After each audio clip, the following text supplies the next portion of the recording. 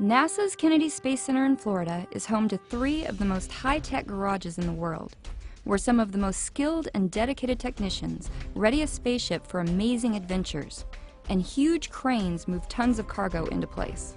I spent a lot of my time here. I spent my life here. This is pretty much my career.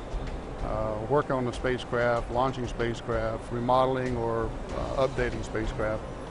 They're officially called orbiter processing facilities, but often go by OPFs, bays, or hangars.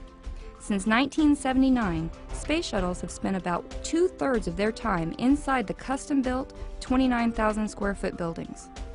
It starts with a short tow from Kennedy's Shuttle landing facility following a mission, and some careful maneuvering to pull the spacecraft in just right.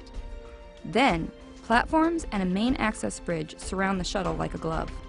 Each high bay has a footprint that the orbiter, when it rolls in, it has to fit that footprint.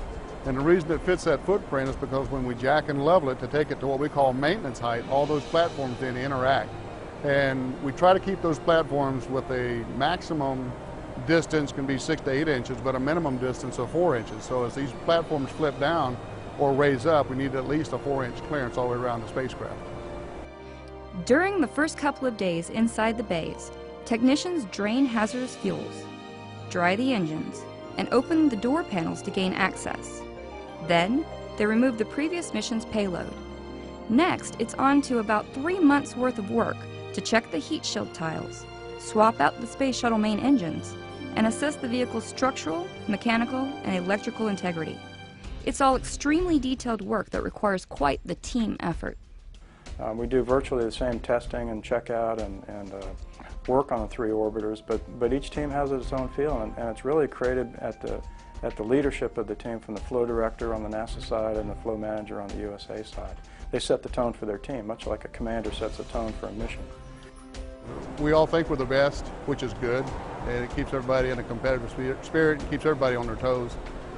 Columbia was the first shuttle to occupy one of these processing hangars after arriving from its assembly plant in Palmdale, California, atop a 747 carrier aircraft in March 1979.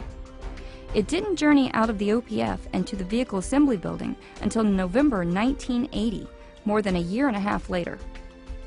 So what we were doing in Bay 1 is we were taking the thermal tiles off of Columbia that were installed at the plant in Palmdale, California. We were bringing them into Bay 2 and running them through the back shop densification process and then reapplying them to Columbia. At their disposal today are 30-ton bridge cranes with hooks at 66 feet high for lifting operations. Communications rooms, offices, and supervisory control rooms complete the facilities. Then we keep the temperature very, very moderate. A couple reasons for that. Mostly it's for the hardware. The workers benefit from that, obviously, during the summer months. It's nice working in here versus outside. The comfortable environment, meant to protect the shuttle hardware from corrosion, is a clean one too. Everyone who works inside lives by very strict house rules that begin with foreign object debris training and orbiter access clerks who log everything that goes in and out, and it ends with daily and weekly walkdowns of the shuttle. Something as innocuous as a staple, which we don't allow on the paper products out here, but a staple in the crew module just finds a place and it rests. Well, during launch, vibrations, during the zero gravity, that staple could move around and it could create an electrical short. On occasion, OPF workers get to put their hands on the spacecraft or payloads flying aboard a shuttle, specifically those processed in a horizontal position. And sometimes they have to troubleshoot issues or replace crucial systems.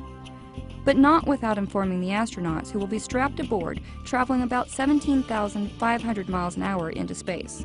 We try to keep them tied in or just communicate with the problems that we've had, and it's just a way to just maintain rapport, and just so they know, well, we replaced this box, or we troubleshot this problem, or we changed out this particular component, so they'll understand that, especially if it was an in-flight anomaly from the previous mission, they know we addressed it and she's ready to fly.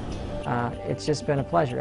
I love the space program. I know they love the space program every bit, and they are all so detail-oriented and so meticulous and precise, and they won't let something go that's substandard. I've known that, and I absolutely trust their work implicitly, and I'm very, very proud to be associated with every one of them.